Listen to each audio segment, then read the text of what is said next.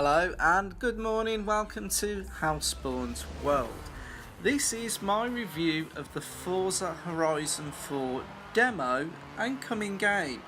Now, if you've been living in a cave recently, you might not have noticed that a demo for FH4 is available.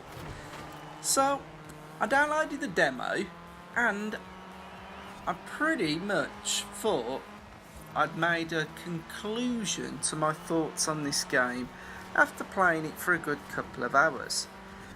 But to be fair to Playground Games, I thought I was being a little harsh and maybe I should revisit it. Let's just start by saying this game looks absolutely fantastic. It might not quite reflect that in my video because when you record you do lose some of the quality, but the colours, the music, everything in this game pops, and the details of the cars, the lighting, the atmospheric effects, it really has to say that Forza Horizon 4 is probably one of the best looking racing games currently around. The graphics settings are currently on high and they can be adjusted from the menu. In my machine I'm running an R9 Fury X that is overclocked to its maximum potential, and at high settings I get a silky smooth buttery 60 frames per second.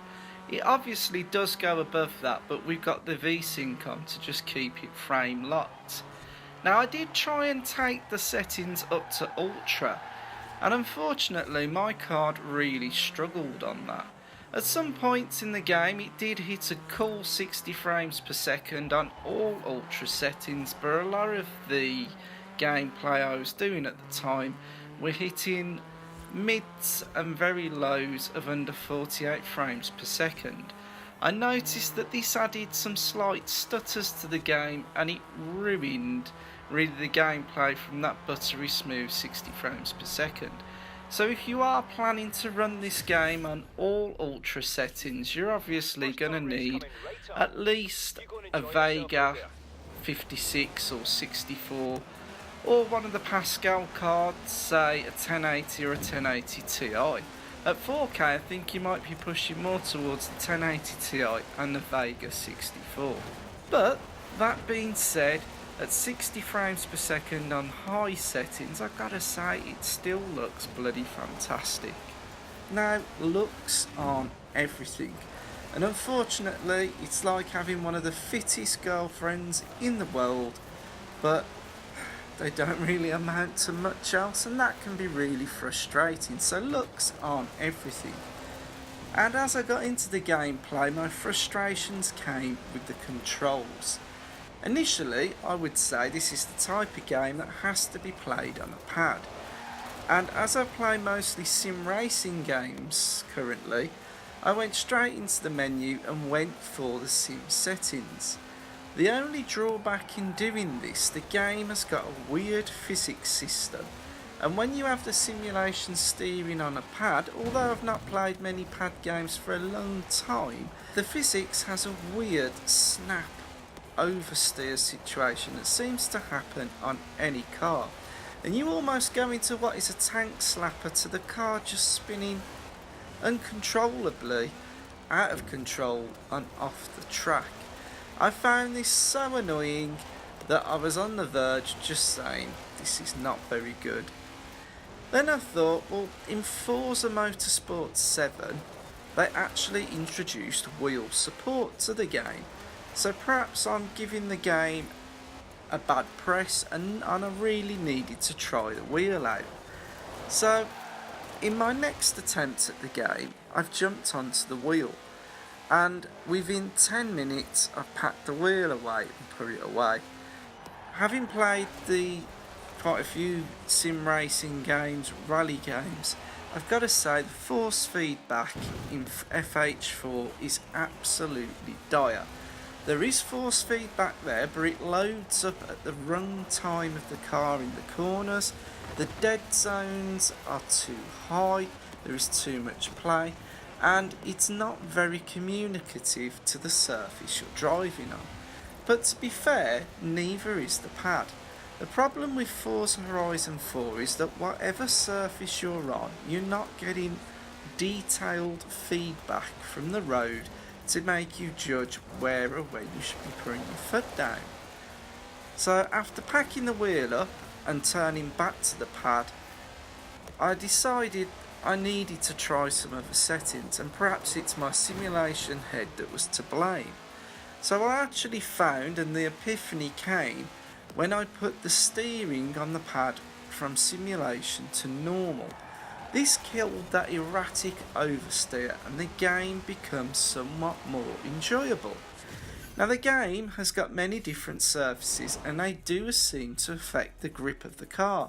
Certainly when you're on the gravel you can visually see and hear the wheels spinning up and the car sliding around. But once again, unfortunately, you can't actually feel this. So all of your clues of what's happening in the environment are coming from your eyes and your ears and not essentially what you can feel. And that's a massive drawback to this game.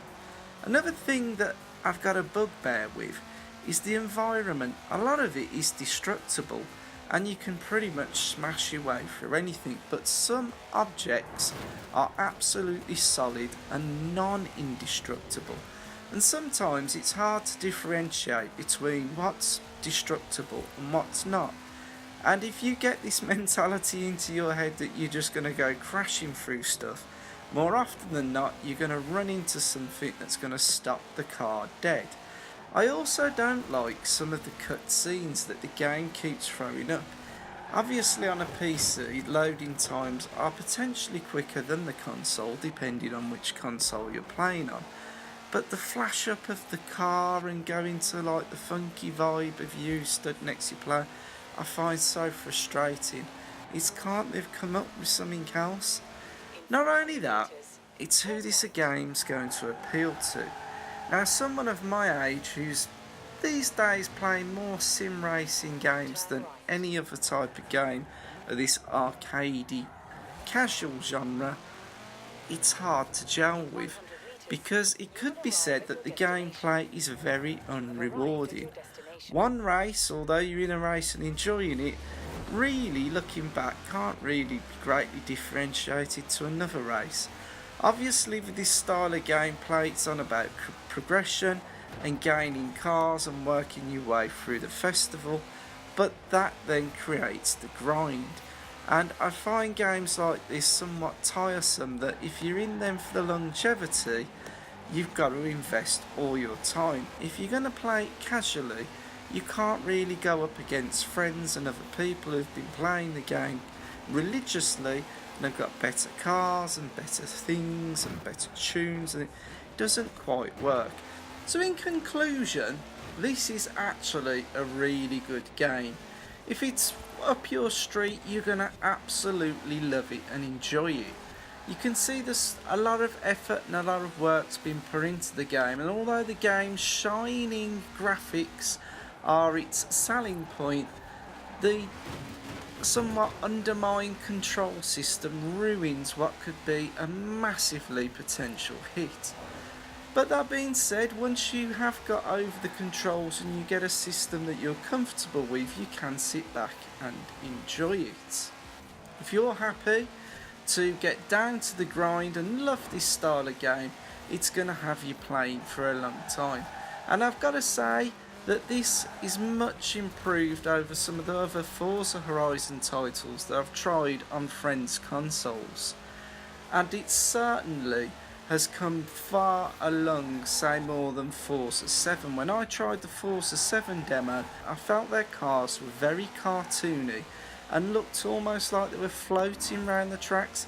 Certainly in Forza Horizon 4, the cars look realistic, they seem like they're going at speed, and they certainly look as though they're driving on the road and the surfaces that you can see. Would this appeal to sim racers? I really don't think so. If this is your thing, then of course you're going to enjoy it. If not, it might be worth waiting for a sale or a rainy day just to have a little blast now and again. I really hope that you liked this review, and if you did, please do remember to subscribe, hit that bell notification button so you know when my new videos are coming out, and I will see you very soon in the next video. Thanks for watching. Bye.